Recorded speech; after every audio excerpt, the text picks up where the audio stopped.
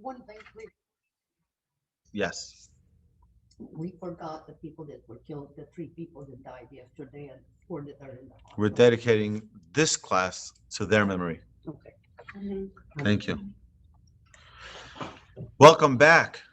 It is way number 11. And way number 11 is B'dibuk Chaverim, using friendship for living, being close to someone, having a friend. What does it mean to have a good friend?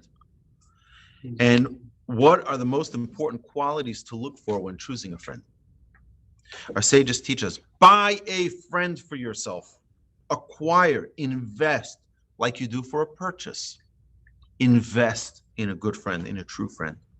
It says, o chavruta, o mituta. Either a friend or death. Because if you don't have a friend, you have no growth. You have no one challenging you. And if you have no growth, you have no life. One who has no friends is better off dead, the Talmud says. You know why? What does a friend do? A friend cares about you.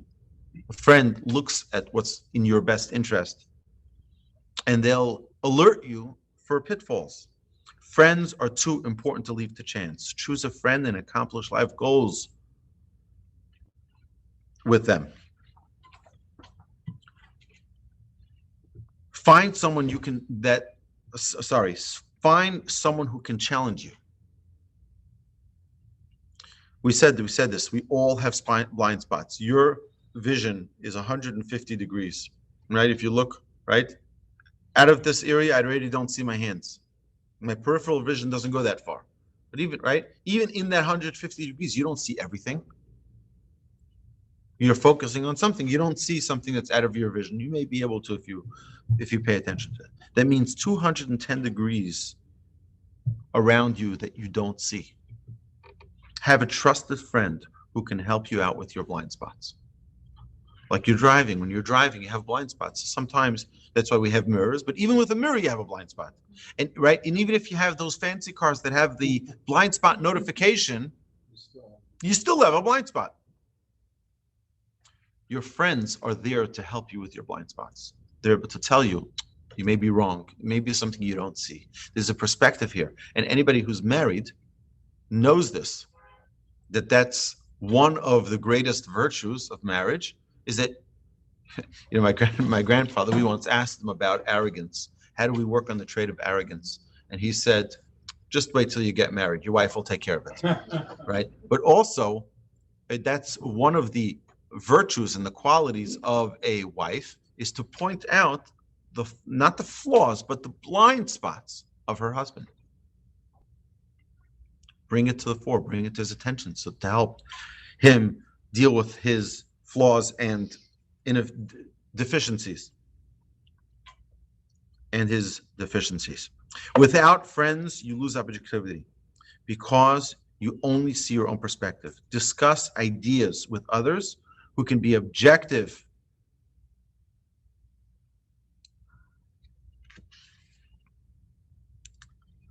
It says the two who sit to learn Torah together, the divine presence rests among them.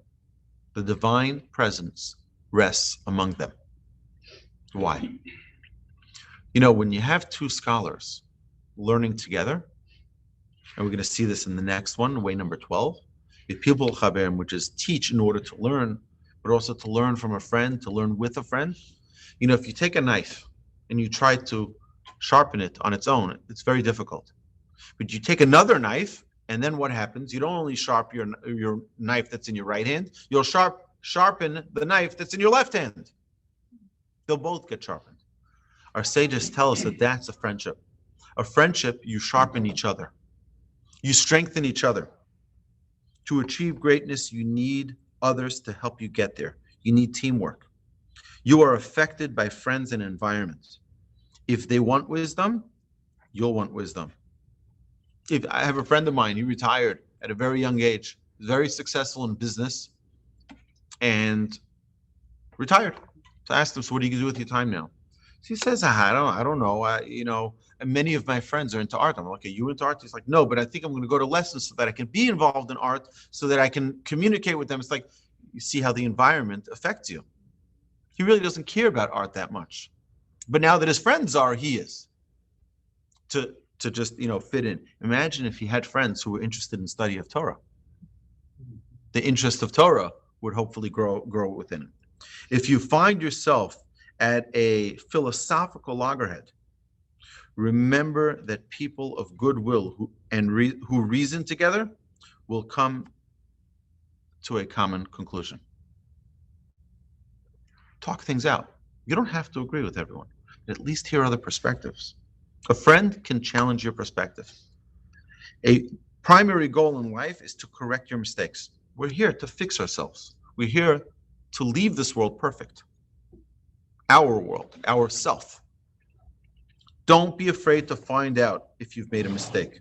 Friends sharpen each other like two metals against each other, like we just mentioned. A chaver comes from the term, a chaver is a friend, a chaver. Comes from the word chibur, a connection. When two separate concepts and ideas converge, a stronger unit becomes fashioned. You take two pieces of metal and you put them together. Now you have a much stronger metal, right? Two friends, different abilities, they come close together. They become a much stronger unit. Differences, we all know, differences make you stronger. Find a friend who can hold you accountable. You are your environment, so find good friends. The Mossad policy after the Yom Kippur War. The Yom Kippur War was a very tragic day, a very tragic war for Israel. We lost many, many soldiers, many more than we needed to. Even one is too many. We lost many. You know why? They weren't lacking intelligence. They had the intelligence. In fact, many of the low-ranking officers in the Mossad said, there's a plan of our enemy to attack us on Yom Kippur. They're like, it's a low-ranking agent. What does he know? And they didn't take it seriously. After that incident, they had to reflect and realize that flaw. And they changed their policy that warnings from lower-ranking informants are just as serious as higher-ranking informants. Everyone is equal. The holier-than-thou mindset is dangerous. It's a very dangerous thing.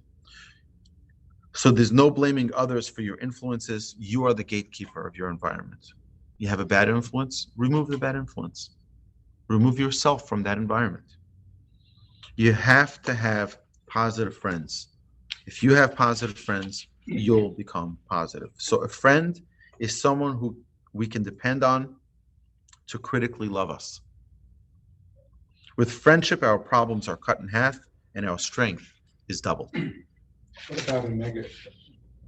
You gotta be careful about a negative person. That's not, a negative person. You want to be positive? Find positive people to hang around with. You have negative people around you? Well, the thing is, negative people are also useful. They're the ones to see all the potholes.